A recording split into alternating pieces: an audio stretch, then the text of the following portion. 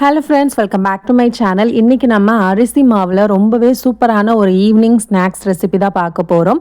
அதுக்கு இன்றைக்கி 1 கப் அளவுக்கு பச்சரிசி மாவு எடுத்துக்கோங்க. இடியப்ப மாவு அந்த மாதிரி இருக்கும் இல்லையா, ஸோ அந்த மாவு எடுத்துகிட்டு அதில் கொஞ்சமாக உப்பு சேர்த்து நல்லா மிக்ஸ் பண்ணி வச்சுக்கோங்க. இதுக்கு நான் இன்றைக்கி ஒரே ஒரு பெரிய வெங்காயம் எடுத்திருக்கேன். அதை இந்த மாதிரி நல்லா குட்டி குட்டியாக சாப் பண்ணி எடுத்துக்கோங்க. உங்களுக்கு பெரிய சைஸில் வேணும் அப்படின்னா நீங்கள் பெருசாகவும் கட் பண்ணி எடுத்துக்கலாம்.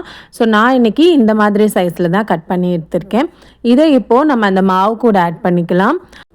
அடுத்ததாக இதில் 1 கொத்தளவுக்கு கொத்தமல்லி இலையும் இந்த மாதிரி குட்டி குட்டியாக கட் பண்ணி அதையும் ஆட் பண்ணிக்க போகிறோம். அடுத்ததாக ஒரே ஒரு பச்சை மிளகாய் சேர்த்துருக்கேன். இது கொஞ்சம் காரமாக இருக்கும், அதனால நான் 1 சேர்த்துருக்கேன். உங்களுக்கு இன்னும் அதிகமாக வேணும் அப்படின்னா நீங்கள் சேர்த்துக்கோங்க.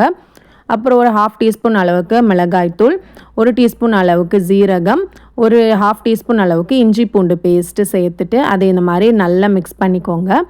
அடுத்ததாக இதில் கொஞ்சம் கொஞ்சமாக தண்ணி ஆட் பண்ணி இதை நல்லா இந்த மாதிரி மிக்ஸ் பண்ணி எடுத்துக்கோங்க. ரொம்ப நிறைய தண்ணியும் சேர்க்கக்கூடாது. இந்த மாதிரி குட்டி குட்டியாக நம்ம பக்கோடா போடுற மாதிரி எடுக்கிற கன்சிஸ்டன்சியில் நீங்கள் இந்த மாதிரி நல்லா தண்ணி ஊற்றி நல்லா மிக்ஸ் பண்ணி எடுத்துக்கணும்.